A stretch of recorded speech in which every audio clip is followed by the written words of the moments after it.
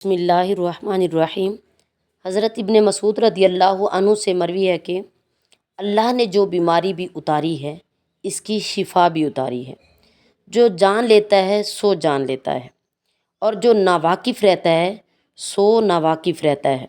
حضرت ابن مسعود رضی اللہ عنہ سے مروی ہے کہ جناب رسول اللہ صلی اللہ علیہ وسلم نے ارشاد فرمایا، جو شخص کسی معاملے میں قسم اٹھا کر کسی مسلمان کا مال حاصل کر لے تو وہ اللہ سے اس حال میں ملے گا کہ اللہ اس سے ناراض ہوگا۔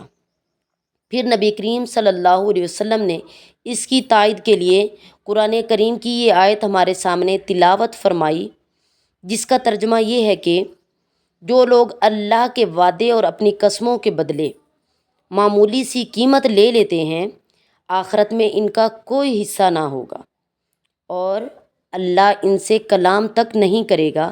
حضرت ابن مسعود رضی اللہ عنہ فرماتے ہیں کہ سرزمین حبشہ جانے سے پہلے ابتدا میں ہم نبی کریم صلی اللہ علیہ وسلم کو دوران نماز سلام کرتے تو آپ صلی اللہ علیہ وسلم جواب دے دیتے، لیکن جب ہم نجاشی کے یہاں سے واپس آئے تو انہیں سلام کیا، انہوں نے جواب نہیں دیا۔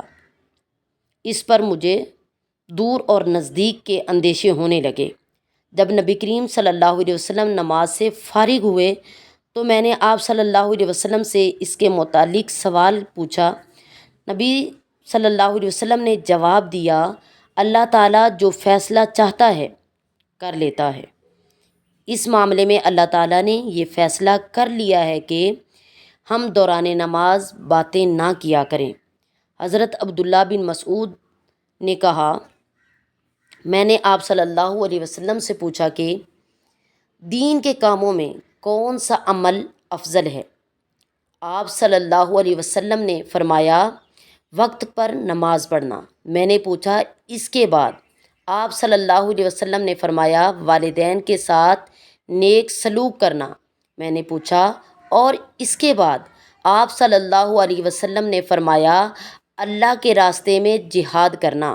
رسول اللہ صلی اللہ علیہ وسلم نے فرمایا، سب سے بڑا بہتان اور سخت جھوٹ یہ ہے کہ آدمی اپنے باپ کے سوا کسی اور کو اپنا باپ کہے، یا جو چیز اس نے خواب میں نہیں دیکھی اس کے دیکھنے کا دعویٰ کرے، یا رسول اللہ صلی اللہ علیہ وسلم کی طرف سے ایسی حدیث منسوب کرے جو آپ صلی اللہ علیہ وسلم نے نہ فرمائی ہو۔